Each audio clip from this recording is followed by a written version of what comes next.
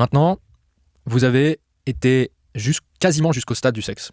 Et là, vous comprenez pas, vous avez bloqué. C'est-à-dire, vous avez été chez une fille, vous l'avez ramenée chez vous, vous avez fait les préliminaires, vous avez potentiellement dormi ensemble, vous avez passé une nuit ensemble, mais vous n'avez pas couché ensemble.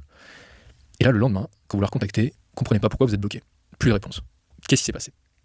Alors ça, c'est un cas de figure très intéressant qui doit m'être rapporté au moins une fois par mois dans le club des philogènes. C'est une étude de cas récurrente, celle que j'appelle le point de non-retour.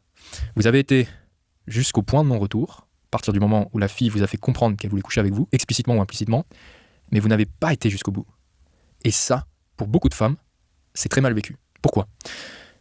À partir du moment où une femme vous a fait comprendre qu'elle voulait coucher avec vous, à partir du moment où elle considère qu'elle vous a ouvert les portes, qu'elle a ouvert les portes de la forteresse, mais que vous n'êtes pas allé jusqu'au bout, c'est vécu comme une humiliation, c'est vécu comme un rejet, et donc comme une humiliation, que vous n'ayez pas honoré sa proposition. Et cette humiliation-là, pour ne pas la garder au fond de moi, je vais la gommer. Un peu ce qu'on a vu tout à l'heure, cette amnésie sélective, je gomme cette expérience. Elle n'a jamais existé. Si je te bloque, ça n'a jamais existé, donc je ne porterai pas l'humiliation avec moi. Ce rejet n'a jamais existé.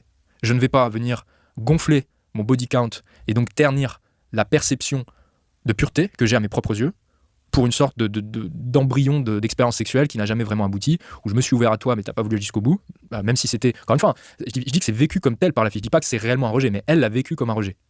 Et ce rejet-là, on n'a pas envie de le garder en tête, et on a encore moins envie qu'il vienne gonfler le nombre de partenaires sexuels et donc venir ternir la perception de pureté, donc ça dégage. J'ai mis énormément de temps à comprendre ça, c'est quelque chose, c'est une étude de cas qui m'a été souvent soumise, énormément de mecs, que ce soit dans le club des philogènes ou alors parmi mes clients qui me rapportent ce genre d'études de cas, ce genre d'histoire. Voilà, Léo, elle est venue chez moi, je suis allé chez elle, on a fait les préliminaires, elle était hyper excitée, on aurait pu coucher ensemble, mais j'ai pas voulu, ou alors voilà, ça venait de moi, j'ai pas voulu. Et là, je la recontacte, je comprends pas, j'ai pas de nouvelles. Eh bien, parce que tu n'as pas honoré sa proposition, elle l'a vécu comme un rejet. Et c'est tellement... Les femmes ont beaucoup de mal avec le rejet, probablement pour ces questions d'ego, et donc elles préfèrent faire disparaître cette expérience. Cette expérience n'a jamais existé.